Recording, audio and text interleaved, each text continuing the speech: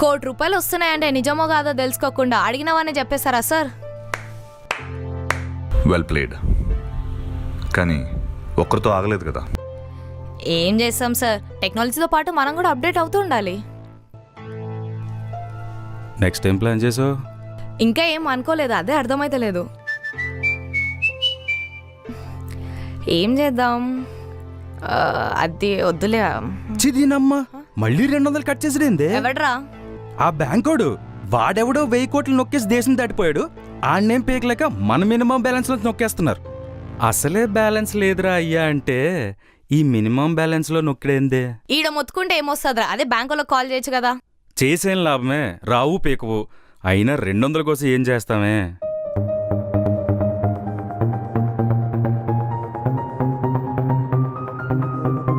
ఏమైందే? So 200 cut అయితే ఓడు పట్టించుకోడు అనమాట. ఒకరిద్దరంటే పట్టించుకోపోవచ్చు, కానీ 50,000 మంది దగ్గర నుంచి 100 కట్ చేస్తే పోలీసులు పట్టించుకోరనుకున్నావా? అయినా ఎలా చేసావు? చాలా కష్టపడ్డాను సార్. ఒక ఇన్స్టిట్యూట్లో జాయిన్ అయ్యి 3 నెలలు హ్యాకింగ్ నేర్చుకుని రాత్రి పగలు కష్టపడి మరీ చేశా. వాట్? ఇవన్నీ ఇన్స్టిట్యూట్స్లో నేర్పిస్తారా?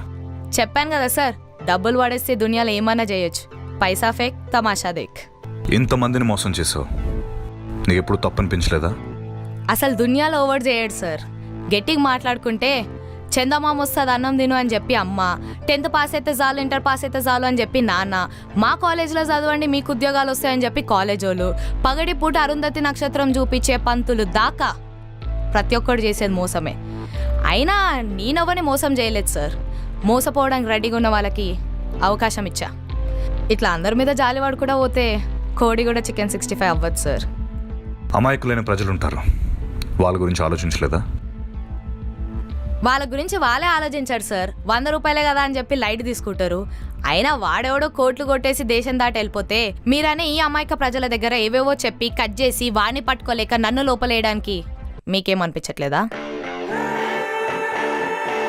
నిన్ను లోపలేయడానికి రాలేదు, నేను ట్రైన్ చేసి నాతో పాటు తీసుకెళ్ళడానికి వచ్చాను. ట్రైనింగా? నువ్వెవరు, అసలు నీకేమొచ్చు? చెప్పడం కాదు. ₹1,00,00,000 వస్తున్నాయంటే నిజమో కాదో తెలుసుకోకుండా అడిగినవన్నీ చెప్పేశారా సార్? Well played. కానీ ఒక్కరితో ఆగలేదు కదా. ఏం చేస్తాం సార్, టెక్నాలజీతో పాటు మనం కూడా అప్డేట్ అవుతూ ఉండాలి. నెక్స్ట్ ఏం ప్లాన్ చేసావు?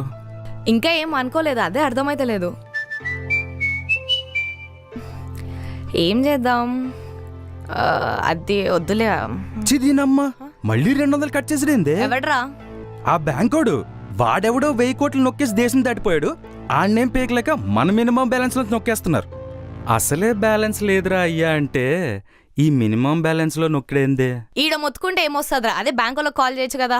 చేసేం లాభమే, రావు పేకవు. అయినా 200 కోసం ఏం చేస్తామే?